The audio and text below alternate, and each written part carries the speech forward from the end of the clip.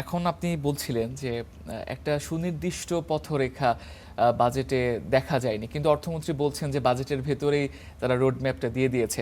আসলে আপনারা সেই রোড ম্যাপটা খুঁজে পেয়েছেন কিনা, এটা একটু ছোট করে জানতে চাই। আংশিকভাবে আছে, আমি যেটা বললাম যে আংশিকভাবে আছে। দুভাবে আমি বলছি। একটা হলো যে করের হারগুলোকে ওনারা আগামী 4-5 বছরে, 3 বছর 4 বছরে কীরকম হবে এটা ওনারা বলেছেন, যেটা ইতিবাচক। এই ধরনের প্রেডিকশন দিলে আপনার যারা আমরা বিশেষ করে বিনিয়োগকারী যারা থাকেন তারা একটা বুঝতে পারেন যে সামনের দিনে কর হারটা কেমন হচ্ছে, সুতরাং সেইটা আছে।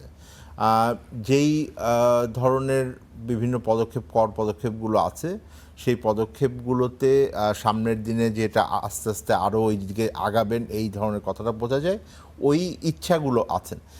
অর্থমন্ত্রী ওনার বাজেট বক্তৃতার ভিতরে বেশ কিছু জায়গাতে তাদের যেই আগ্রহের জায়গা, ইচ্ছার কথা বা তাদের যেই অভিলাষটা আছে অর্থনৈতিক সংস্কার করার, সেইটাকে উনি ব্যক্ত করেছেন, এটাতে কোনো সন্দেহ নাই।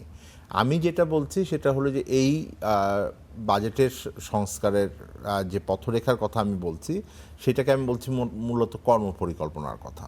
এখন আগের সরকারের করে যাওয়া কিছু কর্মপরিকল্পনা ছিল, এইটা যদি আমি সংস্কারের জায়গাতেও বলি, আপনি পিএফএম এর জন্য যেটা আমাদের বাজেটারি ব্যবস্থাপনা আছে, সেই জায়গাটাতেও আপনার এক ধরনের পরিকল্পনা করে যাওয়া হয়েছিল।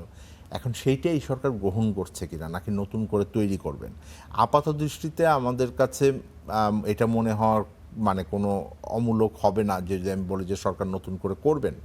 কারণ দেখেন, আপনি আইএমএফেরও যেই চুক্তিটা ছিল সেই চুক্তি থেকে সরকার বেরিয়ে আসছেন, কারণ ওরা বলছেন যে এইটা প্রতিপালন করা সম্ভব না সরকারের পক্ষে, আমরা নতুন করে নেগোশিয়েট করব। আমার ধারণা সেই নেগোসিয়েশন হবে সামনের দিনে, এবং হয়তো এই বছরের ভেতরেই একটা নতুন করে চুক্তির ভিতরে সরকার যেতে চাবেন, এবং সেইটার সাথে আবার সম্পর্কিতভাবে কিন্তু অন্যান্য জায়গা থেকে যে আমরা ঋণ নেই, বিশ্ব ব্যাংক, এডিবির মতো জায়গাগুলো, সেইটার সাথে যুক্ততা থাকবে।